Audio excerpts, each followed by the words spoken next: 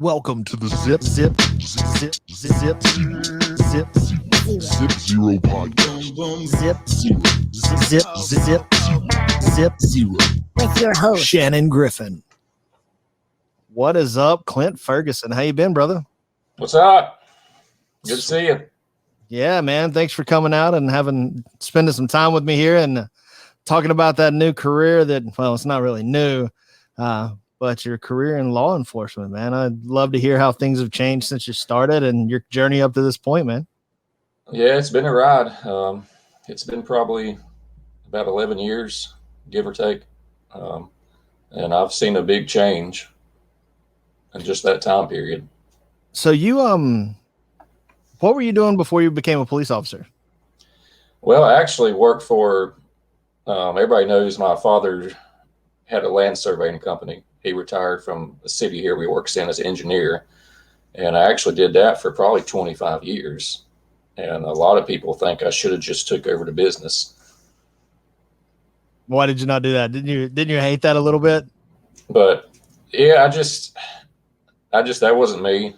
That wasn't my calling, so to speak. So, and I've always felt like this is something I've been drawn to. So I just decided to take the leap and do it. So you've been in law enforcement for about 11 years now? Yeah. Were you later to the game than most of the, I guess, upstarts in that career? Yeah, and that's the big difference in me. I got started way late in life. But honestly, in my opinion, I think that's sometimes something that's missing in law enforcement. You'll get people that are real young and they don't have life experience. You know, they may have a degree, you know, they may have an education, you know, like I have a degree, but a degree doesn't necessarily mean you know what you're doing. Yeah. I think a lot of life experience actually has to help you in what you're doing right now. Just dealing with different people up to this point and just seeing you maybe even having your own hardships or being in the wrong place at the wrong times. You have a little more understanding of certain situations, maybe. Yeah. And like I say, with having a life experience, you just said it right. It helps me talk to people better. I understand where they're coming from because more than likely I've been through what they're experiencing. You know, we've all been on hard times. So I can sometimes connect to people pretty good. I think people seem to like me. What was the biggest thing to adjust to as, you know, getting into law enforcement from what you were used to? Really, honestly, I've been lucky. I've not really had to adjust to much. Obviously, you can't hang around certain people, but you know, like, you know, you're my friend, and you know, we can still hang out and chill. I've not really had to cut nobody off, so to speak, or I've not had to change my life. Yeah, well, I had to stop dealing drugs around you, so whew. We know that's not true. I'm still dealing. No, I'm just kidding. but yeah, I've been blessed. I've been lucky. I live in the same town I grew up in. You know, I work and I know all the people. Everybody knows me. I've not had to change. I can still be who I am. And luckily where I work at, everybody accepts me for who I am, even though they think I'm like, you know, a little out there.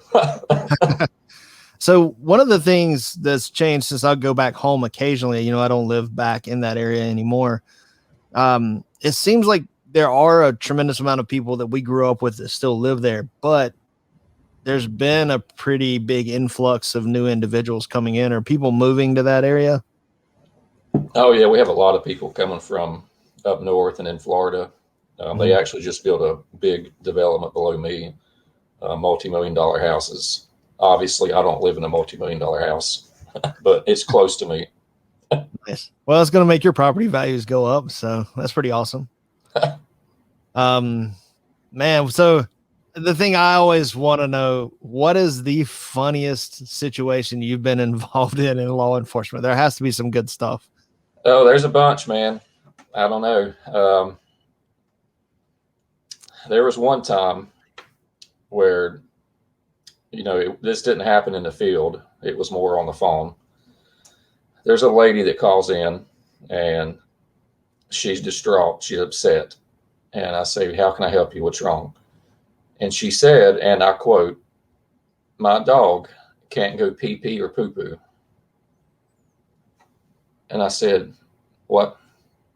And basically, she wanted us to come out there to tell the neighbor to put his dog up because his neighbor was vicious and she was afraid her dogs would get, attacked if she let him outside.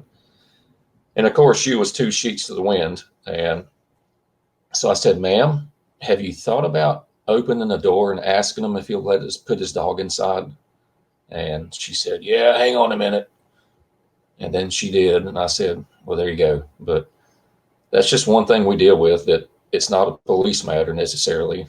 We've had people call and complain and say, "Pizza Hut got my order wrong."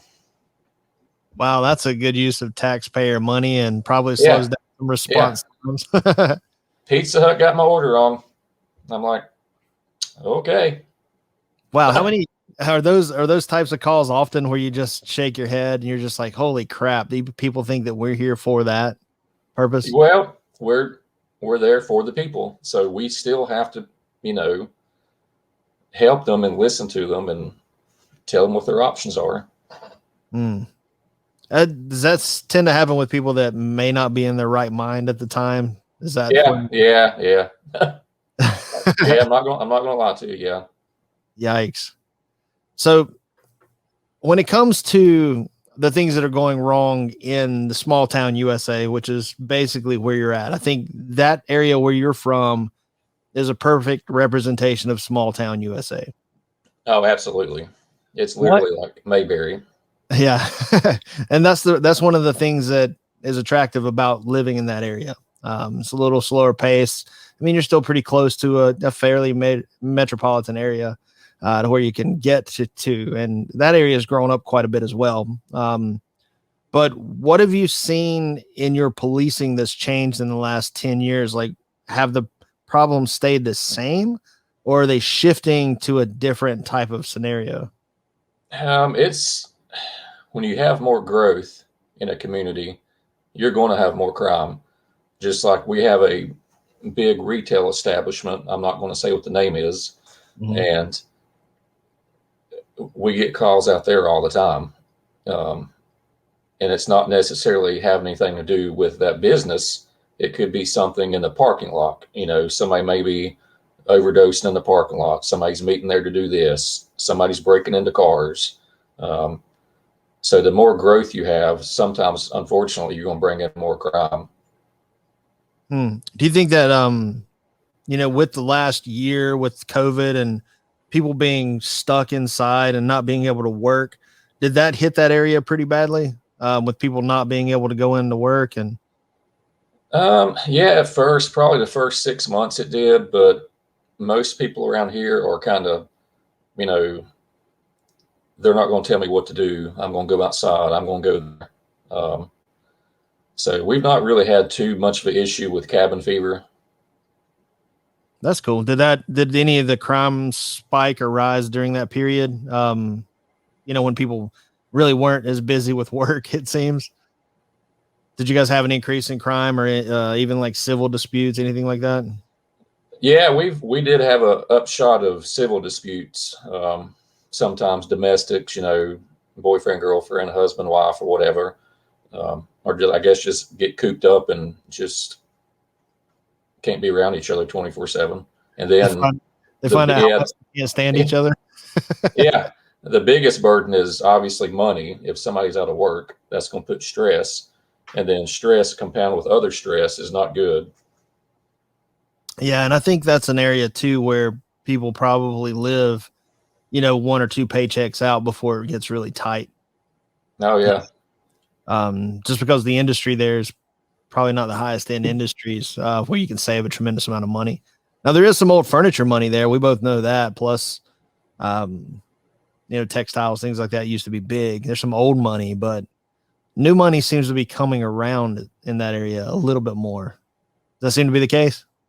yeah. I mean, as far back in the day when we were in high school and stuff, furniture, textile, but that's slowly dwindling off around here. It's not as easy like it used to be just to go to a furniture factory and get a job. Yeah. Nowadays, it's getting harder and harder to find a job. Hmm. I know that I guess is it 3M that picked up Shuford Mills, the Sure Tape in that area. You Yeah, know, there's one up the road to Sure Tape and Shuford Mills. Yeah, but I think most of them's closed down. Shuford Mills.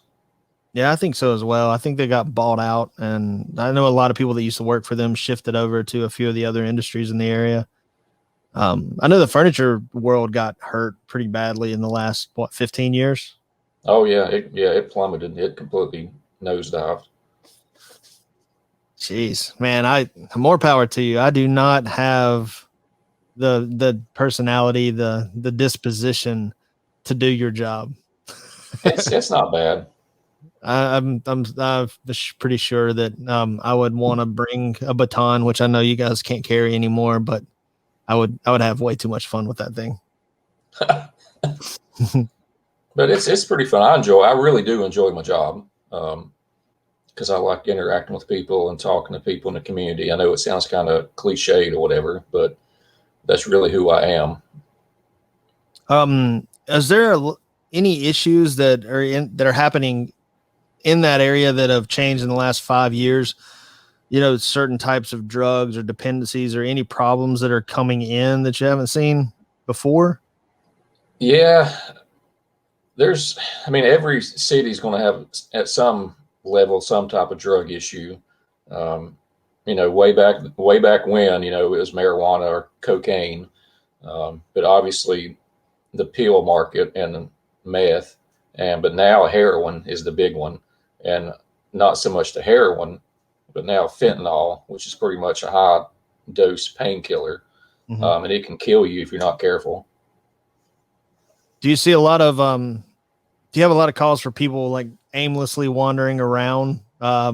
Usually I know that most people, if they take heroin or whatnot, they tend to just lay out. I mean, they're pretty much not super responsive. Um, Yeah, I mean, if we get a call of an overdose on heroin, they're usually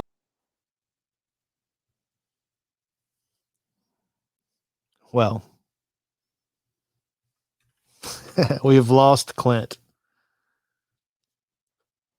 I don't know what happened there. Let's see if we can get him back in.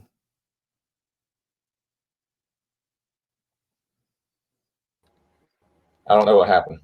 You just dropped out. Yeah. Yeah. Anyway, Is that you're fine? you're good now. Okay, Yeah. it's fine. So that's not going to matter. Okay, yeah, but if somebody's on heroin, they're going to be nodding off. Basically, they're going to be asleep, and we're going to be the first responders half the time. People think EMS. Yeah, sometimes they get there, but sometimes we're the first ones there, and we may have to be the one to administer Narcan to them, which is the drug that basically counteracts the effects of an opiate. How much training as a police officer do you have to have? Are you pretty much first responder training? How far into the EMT training are you? Or Yeah, I mean we're not certified EMTs. Now some agencies are, some are public safety where you're literally police, fire, and EMS. You're everything. We're just police, so we just have basically in-service training for first aid, CPR, Narcan training and stuff like that. oh, that's cool. That's man, you've got to be in some high stress areas where you see people that are probably you're the guy that gets to save them. Have you gotten to save anybody's life that you feel that? Uh, yes, but it wasn't drug related. Mhm. And when I retire, this is one thing I can be most proud of. Basically, there was an incident where somebody called about somebody hearing some gunshots, and I was around town and I was getting gas, and this was about 2 in the morning. I didn't really need to get gas, but something just told me to go get gas. And as I'm leaving the gas where we get gas at, it's not like a regular gas station; it's our own Mhm. private one. Um, this truck pulls up, and I was like, "That's weird." So, me being who I am, I get out and talk to the guy, and I say, "Hey, did you hear any gunshots a minute ago?" Because this is the South, people shoot guns. Yeah, we hear So them I quite was a bit like, right here too. "Yeah." Yeah, I was like, were you down there shooting guns a minute ago? It's not a big deal. Um, and he's like, no. And I looked on the ground when he opened the door, and a bunch of shell casings fell out. And I said, well, apparently been shooting something. So I started talking to him, and I could tell he'd been drinking, and something just didn't seem right. So I got him out of the car and talked to him away from the vehicle. And long story short, he was going. He was thinking about committing suicide, and he had a loaded gun in the car, and he had a note written, the whole shebang, everything. To this day, it gives me chills. If I would not have been there, he would have done it. And I don't know. It's just something, a higher powers at work. But it was one of the things where he went to my location because he knew he'd be found easy in the morning by somebody. So, but I got him the help he needed, and I still see him to this day, and I still talk to him. That's awesome, man.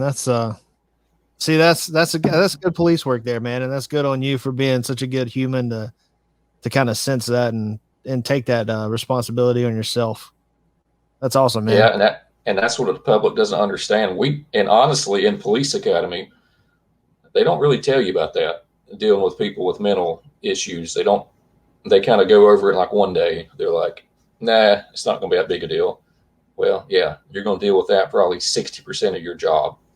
And you couldn't cover it. I mean, you would probably take 2 or 3 years to cover all the mental issues that you're going to run into. So they just give you like a Cliff Notes version and just send you on your way and say, hey, figure it out.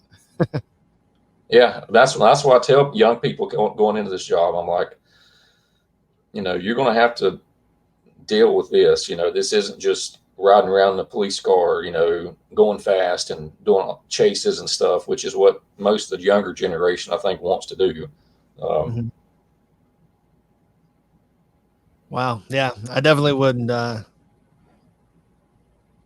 lived downtown Wilmington for a while, and there were quite a few homeless people there that were definitely dealing with some mental issues. Um, I saw one older lady screaming at someone in the middle of the street, and she was the only one in that street, and she was having a full blown conversation. So I didn't see what she was saying, but she was definitely pretty loud. So yeah, I mean, yeah. there's people like that talk to themselves, but they're not hurting nobody. Yeah. And that's the difference to where kind of we step in is if they're a danger to themselves or somebody else, we step in and get them some help, but just being crazy, we don't use that word, but the public does. Mm-hmm. Sometimes you're not a danger. You're just eccentric. Heck, people may think I'm crazy. We're all crazy in some form or fashion, but yeah, is that do you guys have quite a few homeless people in your town? We had a couple, and we never really dealt with them. I tried to help them out when I could. They just kept to themselves and mind their own. Unfortunately, people would call on them all the time, thinking they're stealing something and doing this just because they're homeless. They got a bad rap for just, thinking they're a thief just because they're homeless, but they're just homeless. Yeah, that's it'd be a terrible place to be. Even the area I'm living in now, where I work, it's about 30 minutes from my house, right outside of Greensboro. There's at every point on the intersections of 3 or 4 intersections, there's somebody panhandling, and it's the same Yeah, people from the last 3 or 4 years. that's like Gastonia, I-85 and Yeah. 321. Same person, been there for 40 years. I've never seen anyone at that intersection, but I haven't driven in a while. I've been there a couple times over Christmas. I guess when it gets cold, people get a little more scarce for being outside. Yeah. We used to hit that up quite a bit going to my grandparents' house. So I never saw anybody there, but there's also so much traffic. You're trying not to hit other cars because that's a Oh cluster. yeah. I can't stand that area. There's just so much traffic. People can't drive. And they're just all bottlenecked right in that same area. That's crazy. Yeah, man. So What is the most intense situation you've been in? Like the most scared as a police officer that you've been? Is there anything stand out? I remember an incident one time where there was this guy and had dealt with him, a couple of days before. Um, he was giving his mom a hard time and his sister, and he's an adult. He was like 25 or something. And long story short, he ended up having a gun on him. And it wasn't nothing that, was illegal. It was just he had a gun. So we know that this guy has a gun if we got to deal with him again. Well, then fast forward probably a week later, his neighbor up the street called in a panic and said, that guy just kicked my door in. He pointed a gun at me, and now he took off behind my apartment. So I know this guy has a gun. I've seen it. This guy's telling me he's seen the gun. He's shown aggression to kick the guy's door in, pointing a gun at him. So already I'm up here in my heightened sense of alert. So we show up, black out, and kind of creep in, and we find the guy. And I know I had a pretty good rapport with him. And he comes walking up, all steaming mad, flexing his arms, and he just has tunnel vision. He doesn't even see us. He just goes straight to the apartment. And I say, dude, stop. Show me your hands. You have the gun, blah, blah, blah. And he wouldn't listen to us. So, at that point, we don't know if he's got the gun on him right now. So obviously we have to do what we have to do to cover him and make sure he complies with us. So luckily he finally, complied and put his hands up, and we got him on the ground, and, he didn't have a gun on him, but you never know. I mean, I knew he had a gun. This guy says he had a gun. So we're expecting the worst. I would, if I was a police officer, I don't see how you wouldn't think that and go ahead and prepare for 10 in danger and then start backing it down as you start clearing those scenarios. Like, okay, they don't have a gun, so you drop it down to an 8. He's a big dude, so he's probably about an 8.5 in danger right now. So then you start backing it off as you realize you're solving that problem. And I think what it feels like is most society wants you to be at a 0 and then work your way up, but you don't have enough time if somebody's already at 10 by the time you get there. You're exactly right. So I think that's exactly it. I was explaining to you the other day about a situation where we had someone in our parking lot and they had tinted windows you couldn't see in, and it was very suspicious in the way they were parked. It was before time for us to open. It's not our normal clientele. So they're parked and just walking up on that car to see if they needed anything. Yeah. It's scary, because you're in a situation where you can't see what's going on. You don't know what's going on in the car. And luckily I approached it like a police officer, so I know how the angle would be if somebody's going to shoot me. And then, of course, the guys in the car look exactly like the type of guys that would shoot you. So, and that's the thing. When they're in the car, if they get pulled over, they got the advantage right off the bat. They got an advantage. They can have the gun right here, and all they have to do is stick it out the window. That's it. And that takes a split second. You don't have any time to react to that except to get shot. Yeah, and that's why obviously we got training how we're supposed to approach a car and how we're not supposed to, what we're supposed to look for and stuff like that. But unfortunately, some people get complacent and they just, they'll just bebop up there like it's nothing, and bam. Yeah, I mean, some people just don't want to go to jail. And if they think they're going to go to jail, that's their other option. I'm glad you said that. That is exactly the reason people shoot at the police. Sometimes people are just crazy, and that's just the way it is. But what you just said, people don't want to go to jail. It's the fear of the unknown. That's why if I'm training somebody, like a new officer, when I tell them, if you're dealing with somebody, whether you're pulling them over or you're getting out with them, suspicious person or whatever, you need to tell them up front what's expected. You don't need to be one of these officers that says license or registration. All right, just sit tight for a minute. I'll be back in a minute. You don't need to do that, because they know their license is suspended. They know they have a warrant or whatever. When you go back to your car, they're thinking, I can't go to jail. I can't go to jail. I can't go to jail. So, like me personally, if I pull you over and your license is suspended, yes, it's a crime. But I tell people, look, the most that's going to happen, you're going to get a ticket and be out of here in a minute. It's not the end of the world. And then you're going to see their nervousness go down. If it doesn't, there's something else going on, either in the car or with them. Wow. There seems like a whole lot of dissecting of a situation you have to do very quickly with someone you have no idea who they are. Can you ever get comfortable with that? That just seems like that's a high stress scenario. That would be extremely difficult to operate at a comfort level that society expects you to. What you actually develop into, I'm being funny, but I'm not. You actually learn to be a human lie detector, and you can pick up body language, and you can tell and be like, uh-oh, this is getting ready to be bad in a minute. So yeah, we can read people sometimes and say, look, this guy's got warrants probably. There's always that look and how they act. When you ask them their name, what's your name?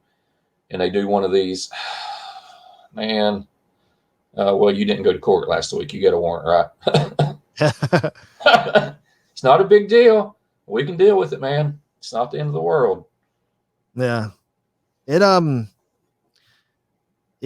really seems like that's a much tougher job than it used to be. And you see a bunch of videos with people just going out of their way to be assholes to cops, but just not complying, not just cooperating to make everything easier. They seem to make it harder. And I think if people make it harder, it raises everyone's level of suspicion of why you're doing that. Yes, exactly right. Reasonable suspicion. You're right. Comply and complain. I've said that till I'm blue in the face. Complain on me. Call the office the next day and say I was a jerk or whatever. But at the time, when you're on the side of the road or in the parking lot, just deal with it. Let's get through this, and then later you can make your complaints. Yeah, it's I was always taught to comply. I mean, you definitely don't want to get caught for whatever it is you're doing. Mine's usually from driving extremely fast. Speeding. Yeah, there you go. That's me, a little heavy footed. I get it.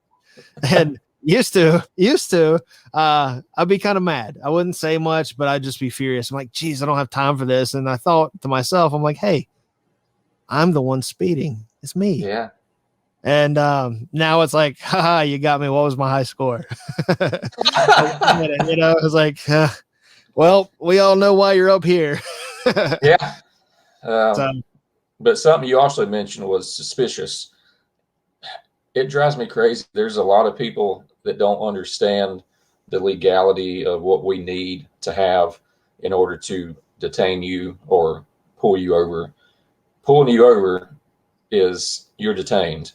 If I say, hey, Shannon, come here, you're detained. Me doing this is just the same as me getting behind you and hitting blue lights. For me to do either one of those things, I only need reasonable suspicion, which is that. Mm-hmm. But everybody hears probable cause. You need probable cause to pull me over. Sometimes you have probable cause, you've seen the crime committed, and sometimes you have reasonable suspicion to believe they're in commission of committing a crime. So like a perfect example would be, I'm driving through the neighborhood and I go past a gas station and there's a car pulled up right at the front door sideways. That's kind of weird. Some guy jumps out the door, runs, jumps in the car, and they burn tires and peel out of the parking lot. That's not normal. What would you, as not the police, think just happened? Oh, you would definitely think that somebody did something they should not have done. It looks like they robbed the place. Yeah. So even though they didn't run a stop sign or maybe not even sped, they're probably going to get pulled over so we can investigate and say, hey, what was that about? And they only say, hey, I had to go to the bathroom, couldn't make it. And if that's it, that's it. I'm not going to make a big deal about it. But if we don't investigate it, what if they did just rob somebody? Right. And then there seems to be a ton of lose-lose situations for your position. Yeah. And but the public just doesn't understand reasonable suspicion and probable cause. Probable cause is what we need to make an arrest. Well, what does the word probable sound like? What other word sounds like probable? Probably. Yeah. Probably. Yeah, I think I found when I was younger, about 16, 17, we used to drive lowrider trucks, and for some reason yeah, but for some reason the cops enjoyed pulling those over. That was a different time. Yeah, so I got harassed. I got pulled over once every week or two anyway. Probably because I might have had a tail light out. I did drive a kind of a piece. Half the time it was half wrecked and in the process of being worked on, so I get it. But I mean, there was many times we were stopped, asked to get out, searched through, and I never had any illegal substances or anything in my vehicle, but it was what they would consider harassment now. But what happened? When I stopped driving a vehicle that the other criminals were driving, when I stopped being associated with that look, I didn't have as much of a problem. Yeah, and I dealt the same thing. I went through the town, me and my buddies, and we looked a little different. You remember back in the day what I look like. And you guys are skater kids too, so you guys automatically got in troublemakers. Yeah, well, I mean, when I was in my goth phase or whatever, the Crow, we got pulled over one time and they jerked us out of the car and, spread our feet and called the K9 and stuff. And now it didn't help that my buddy in the back seat was being a smart aleck. And I said, dude, shut up. But yeah, people don't understand. When I deal with people, I'm like, look, I've been there. That's honestly why I got in this job.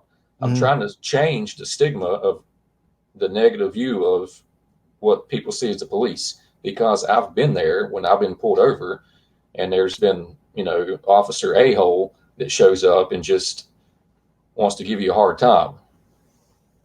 So you did go through a goth phase, black everything for a bit. I remember that now. Did you know goth now is basically what grunge was when we were young? Yeah, so goth now looks like grunge from when we were in high school. The girls were talking about it, and I'm like, I don't think that's not goth. Yeah, there's not really goth anymore. Of course, I wasn't really goth. I was more into like the not metal music, but more like metal music, sort of like Coheed and Cambria, that type of sound. Well, just like I hate to say it, but 9 Inch Nails. That's like the mainstream version of what I listened to back in the day. Did you you were a Marilyn Manson fan too, weren't you? Much? Not really. Maybe his first album, and I just kind of said, nah, he's too out there. I went the Limp Bizkit Korn route. Different. Hey, I saw Korn live with Manson. Did you? How was that concert? Yeah, it's pretty good. I was using the bathroom, and the bassist of Korn was standing beside me using the bathroom. I was like, "Hey, what's up, dude?" Jeez, is that is that Monkey? Is that his name? Is he the shorter, chubbier guy? Or was it Head? I think the bassist, wasn't his name Fiddly or something? Something like that. I can't remember. It was the guy that had it wasn't like the long hair dreads. I know who you're talking about. Yeah, so he's actually friends with one of our friends. Really close friends. Like they hang out and they talk on the phone.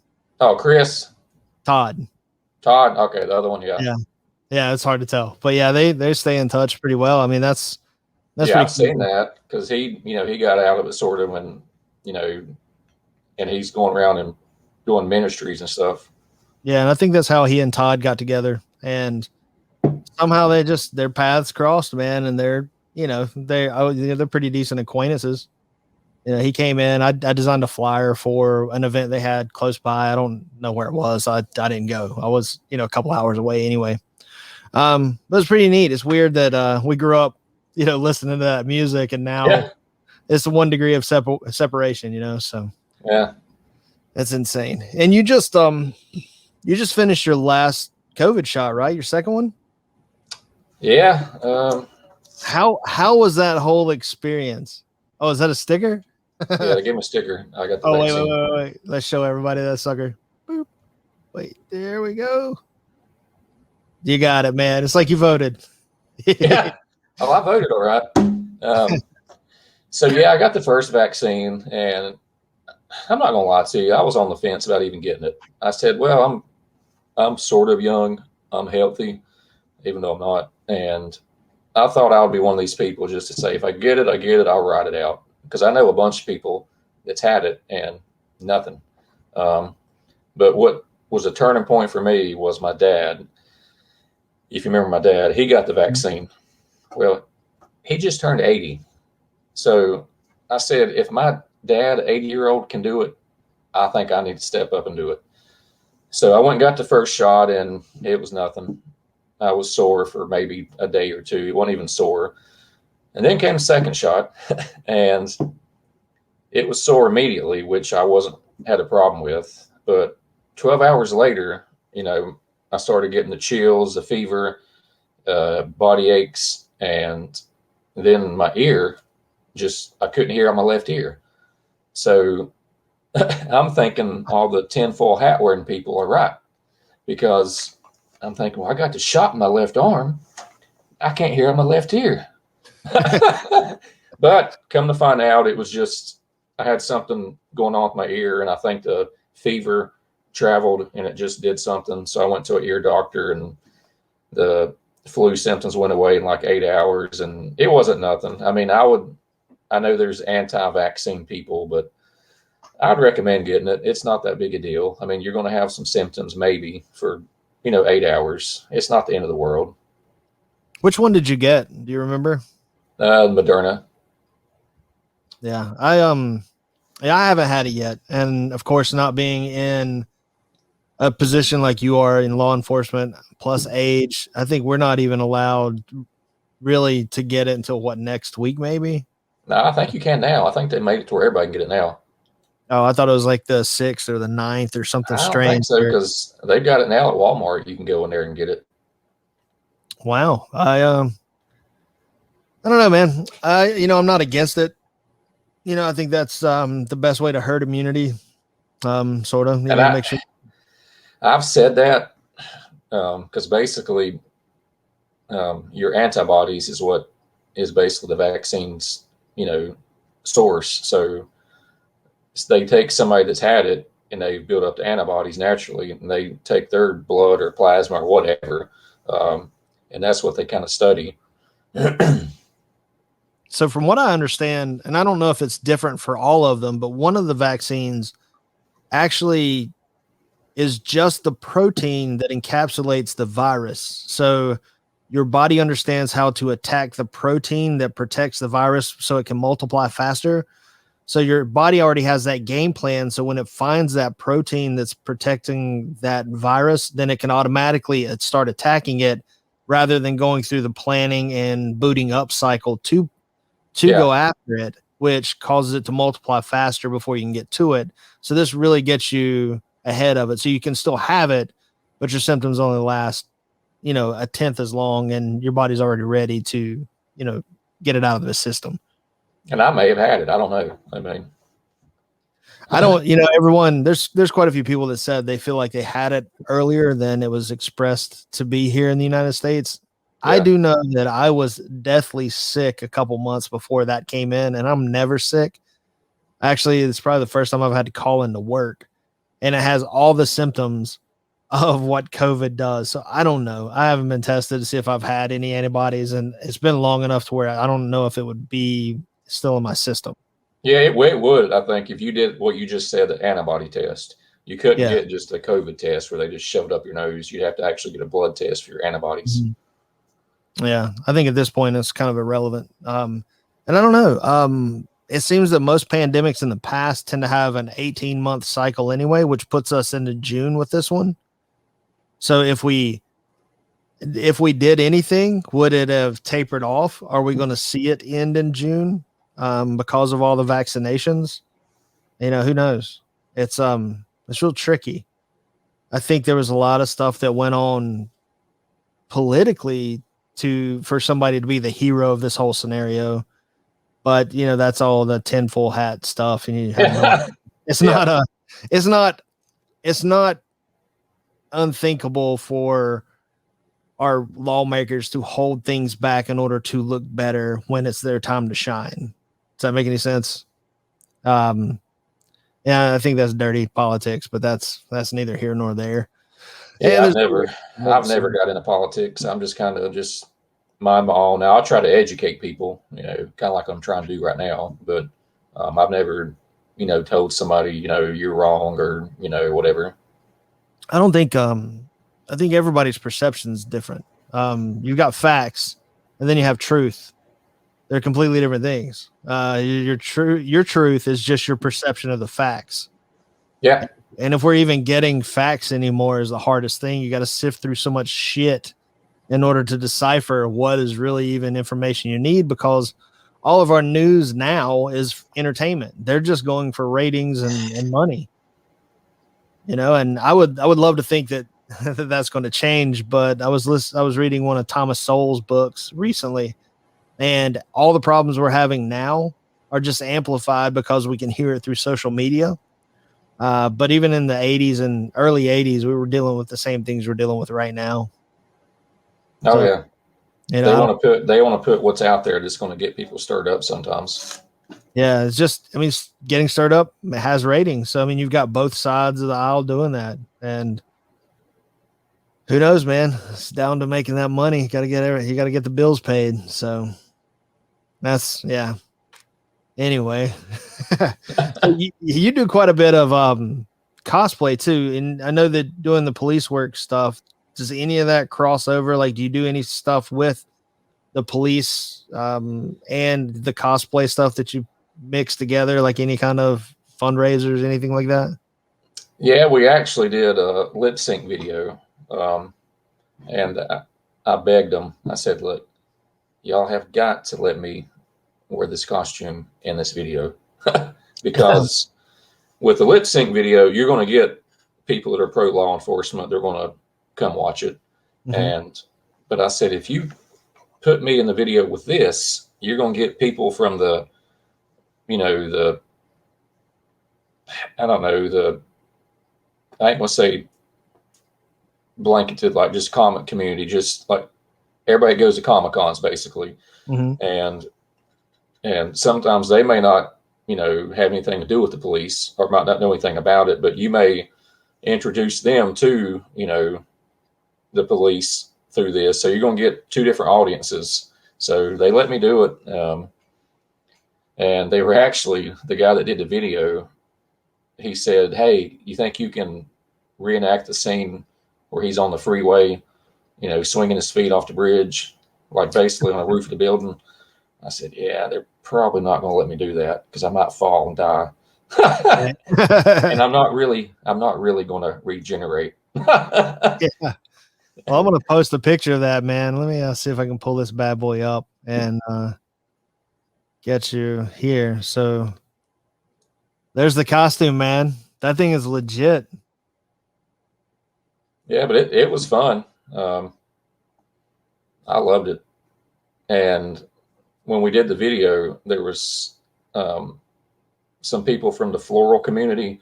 They were in a park down the street, and they started yelling Spider-Man. They thought I was Spider-Man. Well, Rob Liefeld did draw him, and it does have a lot of Spider-Man cues to it. So, yeah, but he's been around long enough. Well, 1994, 3? Was that when he was created? 91. 91. See, I still got mine. It sucks that I don't know that. I deal with this stuff all the time. So tell me a little bit about this suit. I know that this is multiple generations or versions that you've owned. What did you start with? As far as the Deadpool suit, Yeah. yeah, I had your cheapo spandex, what they call screen printed. I think you know more about that probably. Like Where they guys take the double-bitted? yeah, where they take the fabric and you can have a picture and they just print it on it. And basically, it was just a cheap spandex Spider-Man suit. And um, I finally bit the bullet and bought this one. And it was a lot of money, but it was worth it because it's a movie quality suit. Um, So the and guy who makes these, did he have anything to do with the movie suits? no, he didn't. I mean, I can give him a plug if you don't care. No, go ahead. Yeah, that'd be awesome. Yeah, he's out in California. His name is L Fett, like Bubba Fett, um, just L in front of it. And also professional cosplay. They team up together, basically professional cosplay. The guy named Jose, he will make the suit, and then L Fett sometimes he'll do all the weathering and he'll make the molds for like the shoulder pads and all that stuff. And he made the mold for the face shell for this mask. Does that help you breathe rather than having like a full cloth mask? Does that keep it away from your face? Yeah, it does a little bit, and you can actually take these eye parts out, the black. They're magnetic lenses; they pop out. But I don't like doing that because they're super glued on there with those little disc magnets, and Mhm. the more you mess with it, the more they'll come loose. So I just take my mask off. But So you're yeah, he does high quality work. the eyes on that one, are they like a mesh white scenario, or is that like how are those made? Yeah, it's real fine mesh. He's actually upgraded them to something else now. Whereas these, if I'm looking towards the sunlight, I can't Mhm. see anything. I have to have my wife, like I'm a seeing eye dog. I can't see anything. She has to walk me around Comic Con so if there's light. So do you have blind spots, like you'll run into stuff or catch the corner of something? Oh yeah, yeah. It's not as bad as my. I have a Friday the 13th costume, and it has Mhm. a latex hood that you put over, so you actually look like you're Jason, the head and everything before you put the hockey mask on. Now that thing is blind spots because the hood is like this, and I have to turn my head and do this. I can't see anything. Oh wow. But this Um, is pretty good. I mean, I can see pretty good out of this. well, you've got another one too. Let's pull that guy up. So this looks like a Cable costume from the same movie, correct? Yeah, I did that, and that's the arm I made, which is right here. I made That it out is of foam. is that like a corrugated wire loom or Let me see. There we go. Yeah, basically this is foam, like the I don't know 2 millimeter foam, Mhm. and this is plastic hosing that you would maybe hide your computer wires with. And I just cut it in strips where it's flat, and I just glued it on here. And then Oh, there's it's pretty good. magnets right here to where you can. That's a weird sound. And I got Oh, this bad boy too. Speaking of ripping Deadpool off. oh yeah. Did you make that one or? Yeah, I made that one, and pretty much all these are the same. You'll appreciate this one. Oh, nice. A little Spawn action. I actually got the green mesh in there. But yeah, I just take kind of templates, and it's pretty easy. This is one of the first ones I made. Dude, the Rocketeer's phenomenal. Did you do the rest of the costume? No, I thought about trying to do the jetpack, but that takes some work. This was basically just a, you know, practice run and see if I want to do it or nothing. It's just a hobby. I don't do it to make money or sell anything. What did you make the Rocketeer out of? Foam as well? Yeah, same thing, foam. Oh, that EVA type foam. That's And that's crazy. what's The that's what sound. that behind me is too. My wife's Mandalorian outfit. That's cool. Do you pick usually one character that you do, or do you switch up like every Comic Con, or you just take your A game to the big ones and then the smaller ones? Yeah, but honestly, sometimes it's seasonal. Like in the summertime, probably not going to be Deadpool. I'm probably going to be Cable or Hawkeye because Yeah. I don't have to wear a mask. And Hawkeye, my name's Clint anyway. Yeah. That's awesome. Automatically, I'm going to win the costume contest because my name's Clint. Right? Have you won any costume contests with your stuff? I don't enter. I just go around and talk to people. Yeah. You saw my Transformers costume that I had created in the past. Oh, that was badass. Yeah. You talk about something that you cannot see out of. That is it. Oh yeah. You can't go to the bathroom. Like you might as well have your hands underneath here, and you can't see anything you got going on down there at all. So it was Blaster and RC, right? Blaster, yeah. And the RC one was a little more, for her to wear was way easier to see out of. Basically it was a bodysuit. It just had the jet packs and the chest, and everything else was, a little more remedial. But man, that Blaster costume is a flipping nightmare. I do not ever care to wear that thing anymore. Walking up, yeah, it's in the basement. I had it on a mannequin for a while in my old house, and I just don't have room for it. Yeah, so, that's what I hope to do. Yeah, if you, I can send it your way, but there's no way you could wear it. Like it is exactly to my dimensions of my body, to my legs, and I don't know what it would take to modify it for anybody else to wear it. But it was cool. It was an experience of trying to build something, and luckily most of it's blocky being a Transformer. I didn't have to curve too much, and it was fun. And then making it weathered and beaten up was a way to cheat some of the non-smooth areas. So yeah, that's my favorite part is weathering everything. That's what I like doing. Yeah, it I would probably say I had about 45 hours in that costume easily. So it was just so much of templating with boxes and trying to figure out how to work the face and head. And there's like 5 or 6 different versions of that face, and then trying to make something that looks legit. For the RC though, we just took a Optimus Prime helmet, cut the face out of it, used a metal face, and then used a visor type scenario to where it made more sense. So that was way more easy to deal with. Now, was it foam? Like all the stuff foam, or was it cardboard? It was foam. Okay, that's what I thought. Yeah, so it was weird. The weird thing about foam is it flexes. So around the shoulders, it didn't stay blocked. All the weight of the shoulders wanted to push it down around my neck. And, if you look at that character anyway, it's really hard you're not going to get those proportions. So you have to cheat it some way to where people can understand what it is, at least. Let's see if I can find a picture of this bad boy. Yeah, man. So what project are you working on now? You working on any other cosplay stuff? Let's see. Well, I gotta help my wife with her new Mando kit. I bought her. I'm gonna have to paint it as soon as she decides what color scheme she wants to do.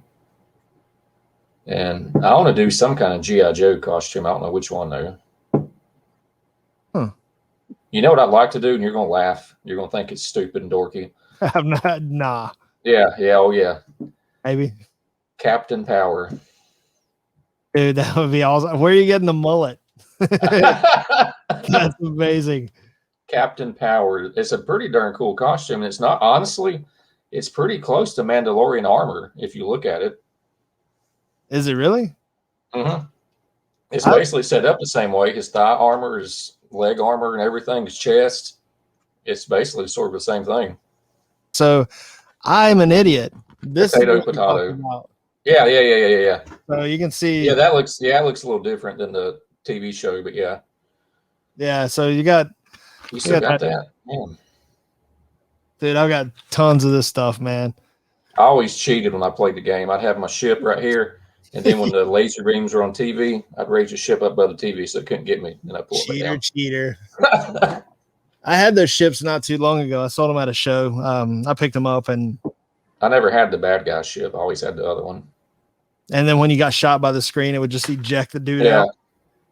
Oh, it was stressful when you was a kid. I mean, it freaked me out. I was like, oh God, boom. It's not as stressful as that damn Dragon's Lair game. Oh yeah, having to hit it. Yeah, I never got it. I always thought I was controlling the character, so I never knew to move to whatever flashed on the screen. So I would lose, my buck immediately. Like, boom.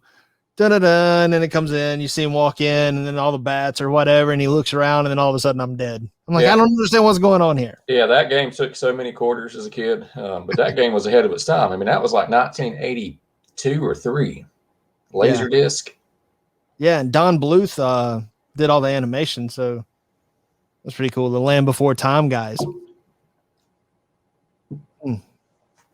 And I think it's crazy how far video game technology's come since we were kids. You know, we used to burn it up on the Genesis and the Super Nintendo and just the NES. And good grief, man, if we had the stuff that these kids have now, we'd probably be bored as they are. So, well, what did you say your next big project was? That you got the Mando armor that you're working on?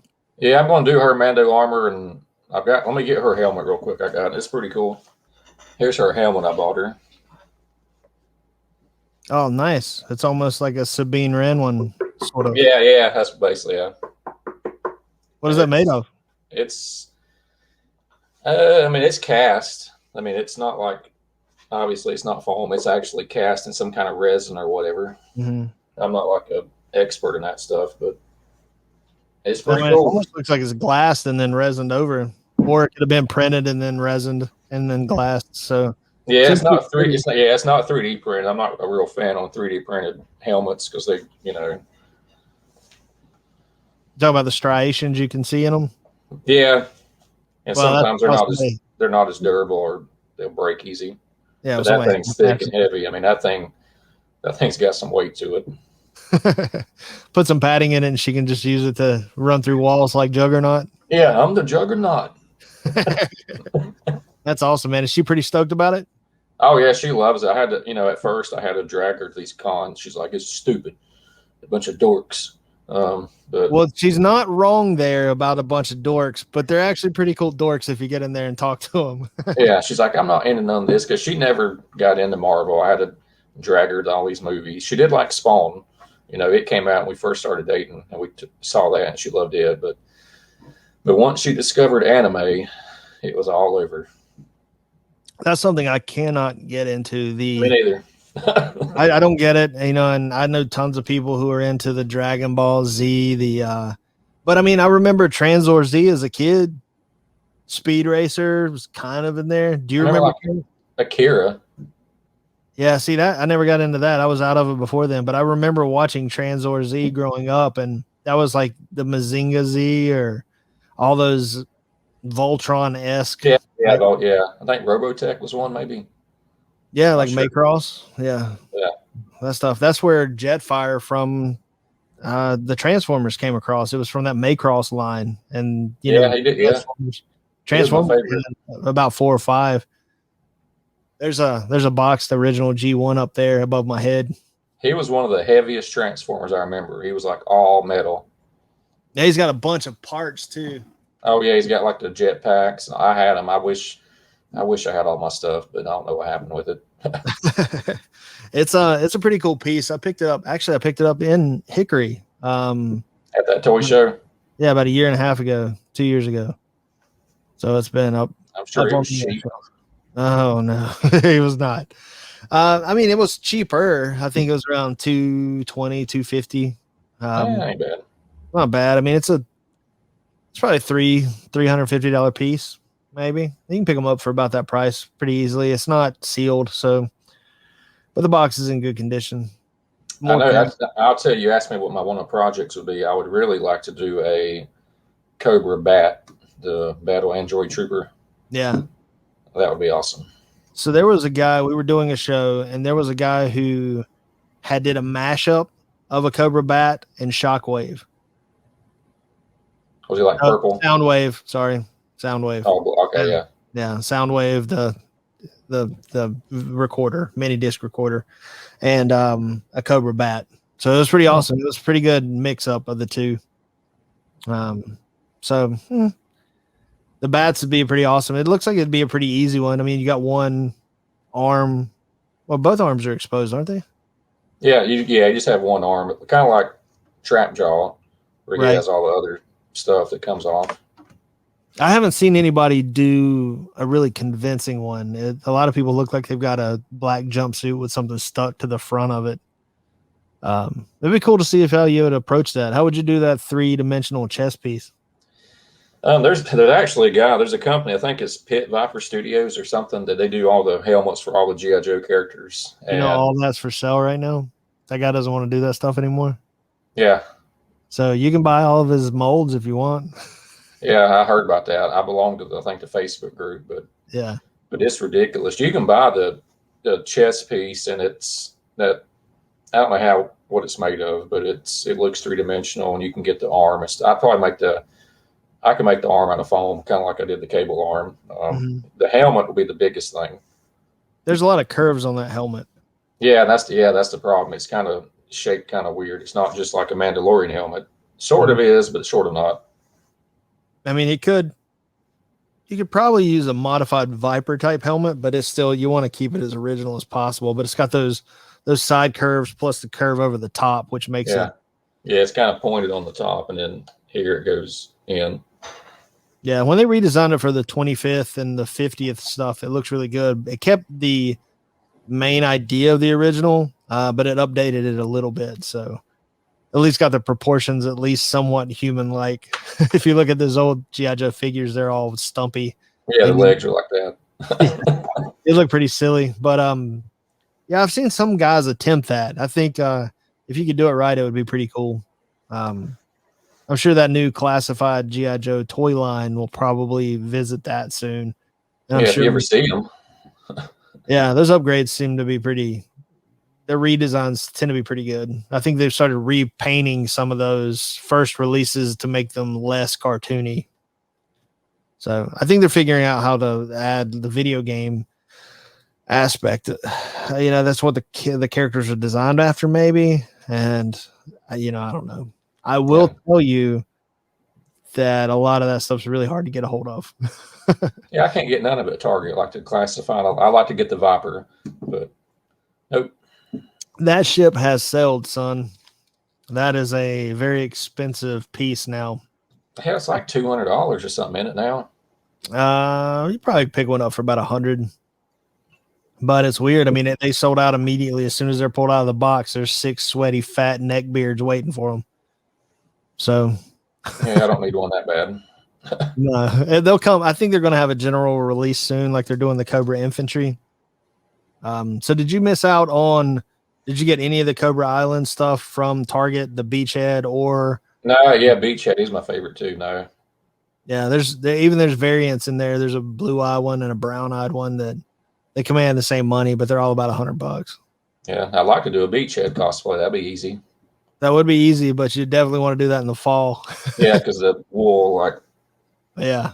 So that'd be pretty cool. I don't think I've seen Firefly would be pretty easy too. I don't think anybody has successfully done a Zartan, because the hood always looks really weird. Yeah. You'd probably almost have to do that like a helmet too, so it holds its form a little better. There's just so many characters. I just got ADHD, man. I'm like, hey, I'm going to do this. I'm going to do this. I'm going to do this. And I'm like, I can't focus. It takes a lot of time. I don't think people realize how much time it takes to construct something like that. Oh, yeah. I don't get into it because I know that, I need to devote about 4 hours to make as much progress as I would want to. And having 4 hours of free time as a grown person is very hard to do. Yeah. So, yeah, man. Well, brother, I appreciate you taking the time and hanging out, man, and going over, sharing your cosplay stuff, man, your experiences as a police officer. I mean, it shows that, the people that are on our police forces are pretty diverse too. We're just like you. I mean, we're no different. I mean, we're kind of comic super nerds anyway. That's one thing that you and I have both had in common as friends. Yeah. That type of scenario.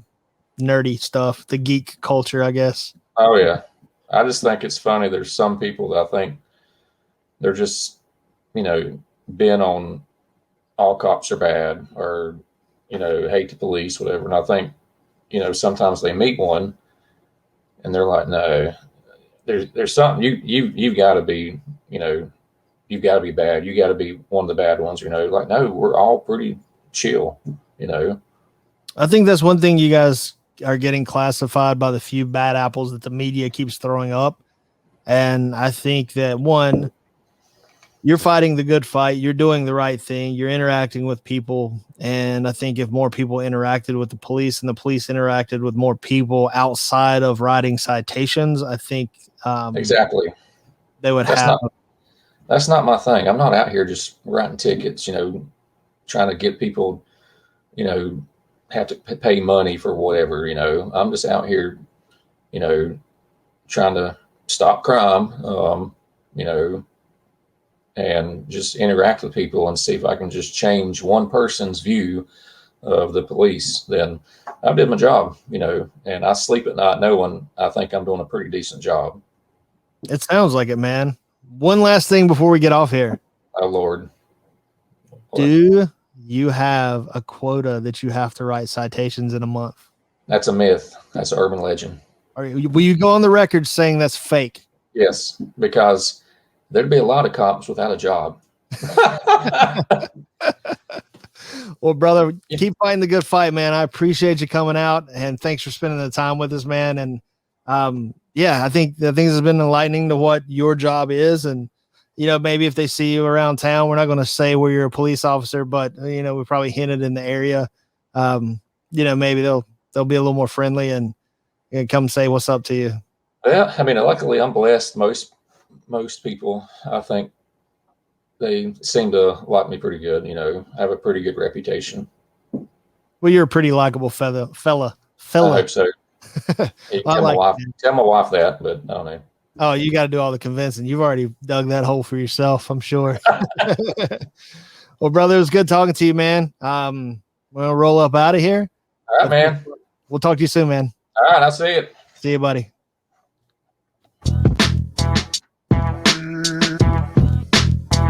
Boom, boom, boom. Oh.